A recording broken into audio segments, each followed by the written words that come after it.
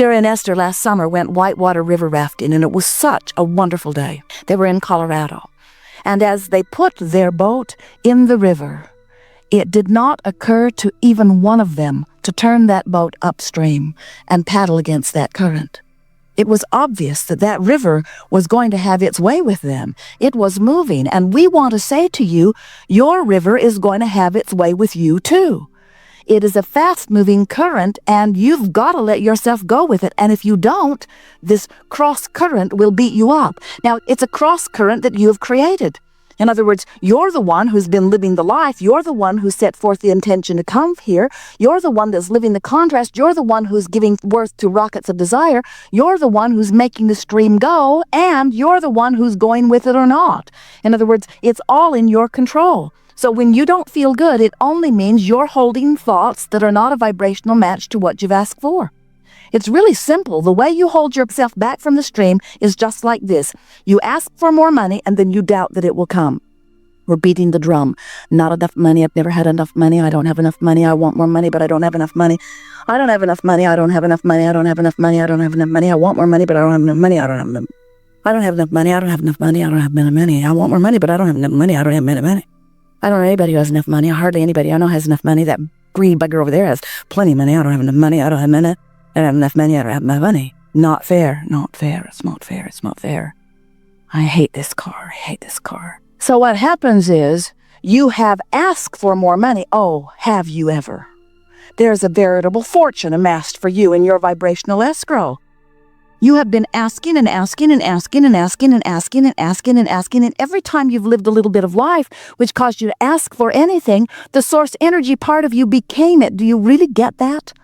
We so wanted you to understand that we wrote a book a while back and gave it the best title that has ever been given to any book ever, because it tells the whole story in the title. The book is called Ask and It Is Given. When you ask, not only is it given, the larger part of you becomes it. And when you don't let yourself become it too, you don't feel good. And that's the whole story.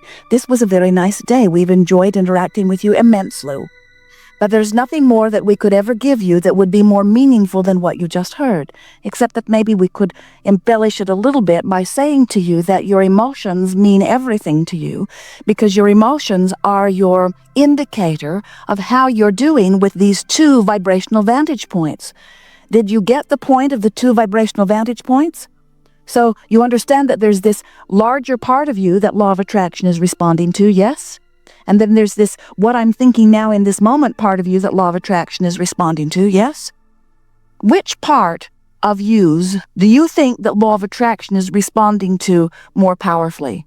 The eternal part of you that's been amassing intentionality for longer than you have recognized time, or this part of you? We may have given it away slightly, but we so want you to get it, that you are source energy in physical bodies, and when you let yourself become that which you have become. Now, do you think that this life experience, that you out here on this leading edge exploring contrast, do you think it's important? Do you think it's important that this variety is causing you to come to new conclusions? Oh, it is so important that the source energy part of you sees you as the leading edge version of it. In other words, you are the leading edge version of this source energy part of you. You are what causes who you really are from the source energy standpoint to move forward. We see our physical friends. You are so dear. You take your boat down to the river's edge. You have your oars inside. You deliberately, most of you, turn it upstream and begin paddling very hard. And we say, why not go with the flow? And you say, what? Well, I had not actually ever thought of that. That just seems lazy. Everyone I know is paddling very hard. Look at them. They're paddling very hard, and they get trophies and monuments. Those who try hard, they are the ones we revere. Lazy ones, not so much. And most of our human friends tell us that not only do they endure the discomfort of paddling hard upstream because they've been taught that by those around them, but that they believe that their rewards after death will be predicated on how hard they paddled upstream. The more we suffer now, the better it will be later. And we say, how do you sort that out? How do you figure that out? Miserable, miserable, miserable, miserable, miserable, miserable, miserable, miserable, miserable. Well, you know, they're right. Because when you do reemerge into non-physical, you will reemerge into pure positive energy. So there is that quantum leap that will happen for everyone. No matter how hard you paddle against the stream, when you have your death experience, you'll close that gap immediately. But we don't think you should have to croak to close the gap, do you? We like that disrespectful word, croak. There is no death, so we be as disrespectful of it as we can. There's only life and life and life and life and life. But when you have what you call the ending of this physical experience and you croak, and you stop beating the drum in one fell swoop, you withdraw your attention from this time-space reality, so you withdraw all thoughts of doubt and fear and worry. All that fussing and worrying stops when you croak. And in that absence of that resistant vibration, all that life has caused you to become happens. We just think that it would be nice if you would allow yourself to become all that you've become while you're here. Imagine how delicious it is to be in this physical body, having tuned yourself to the vibration of your furthest most expansion, to that God within you, to that pure positive energy being within you. Someone said recently, feels like my thoughts are thinking me. Doesn't feel like I'm thinking my thoughts. And then this person said, why am I on this negative rampage? Why am I thinking that negative thought and that one and that one and that one? And we said, because you've allowed your life to tune you to that frequency.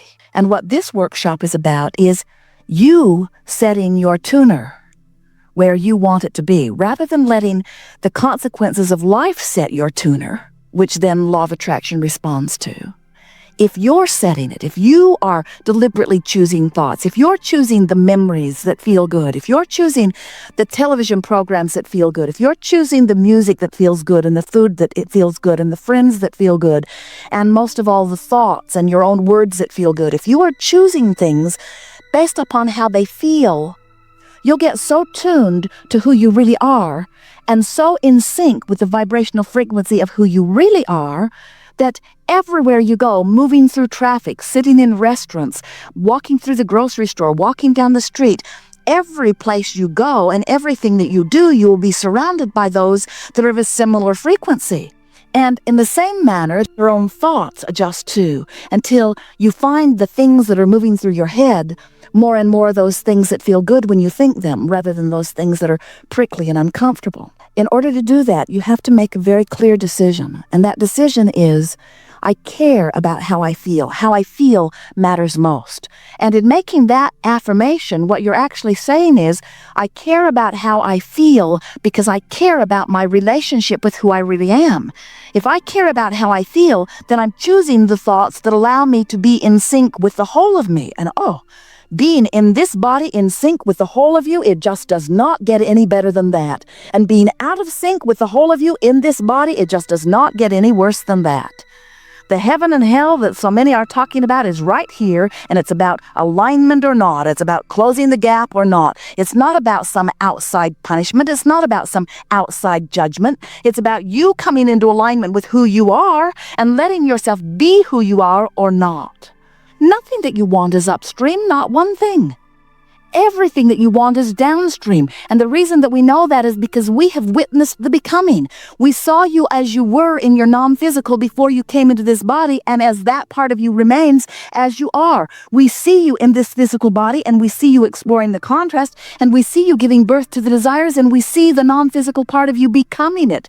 We understand what the stream is about, and we understand that everything that you want is downstream, downstream, downstream, right where your stream is taking you, if you will but let it. So sometimes our friends say, oh, all right, well, I'll do with this what I've done with everything else. I'll try real hard.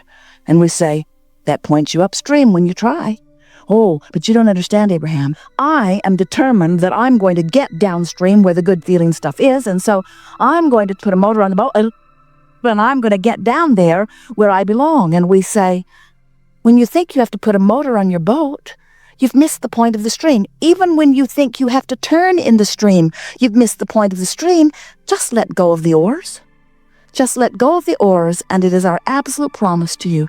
The stream will turn you, and it will carry you toward the coming together with that which you are. And when you come together with that which you really are, do you know what that will mean for you? It not only means you will be fulfilled in the only way that anything can fill you up, but there is another added bonus to coming into alignment with who you really are.